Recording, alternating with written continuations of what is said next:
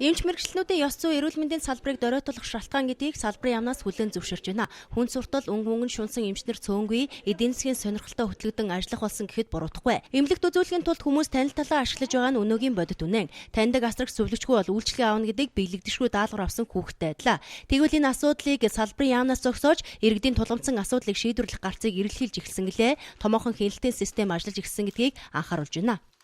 Одоо ер нь бол эрүүл мэндийн салбарын энэ ёс зүй, сахилга, хариуцлагын тухай асуудал бол анхаарлын төвд байгаа. Тийм учраас бол Оюнбаатар сайдын тушаал гарсан байгаа шүү дээ. Сахилга хариуцлагыг одоо сайжруулах тухай. Энэ чиглэлээр сая тренер эмчгийн даргын тушаал гараад бүх аймагуудад баг очиж ажиллахаар ийм шийдвэр гарсан.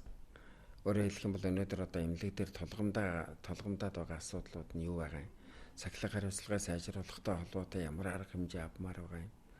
Ёс зүй асуудал юунаас болж үүсээд байгаа юм гэдэг энэ шалтгаануудыг одоо бас их сайн зөв тодорхойлох хэрэгтэй юм шүү дээ.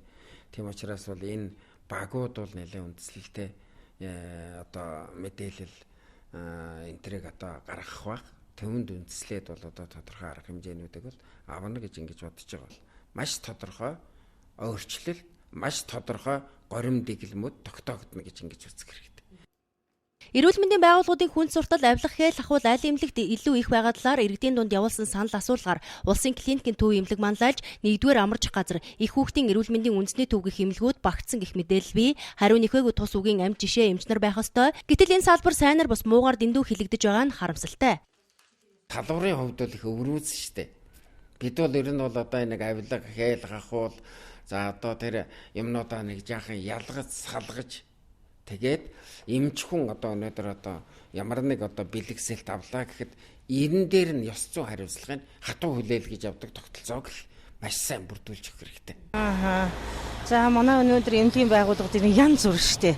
Өвчтөнтэй харьцах харилцаа бол маш муу. Ялангуяа өрхөөрөө явж ирж гээд нэг чирэгдэлтэй өрхтөр очихоор яг хариуцсан эмч нь бол байдаггүй. Жижигүүрийн нэг эмч байдаг, бус нь ажилтаа л гэдэг. Тэгэхээр харилцаа бол ер нь маш хүнд.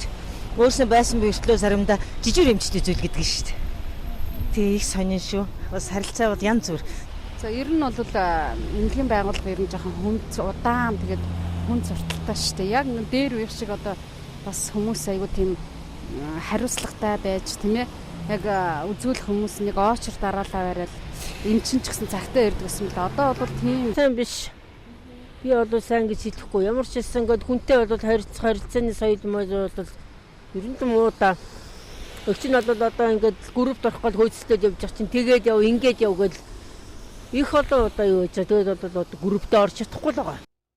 Энэ салбарын гэрэл гэгээтэй сайн үйлс бүхнийг зарим нэгэн эмчнэрийн ёс зүйн үйлдэл унгааж байгаа нь маргашгүй үнэн. Тиймээс их цэвэрлэгээ хийж эхэлнэ гэдгийг холбогдох албан тушаалтан санууллаа.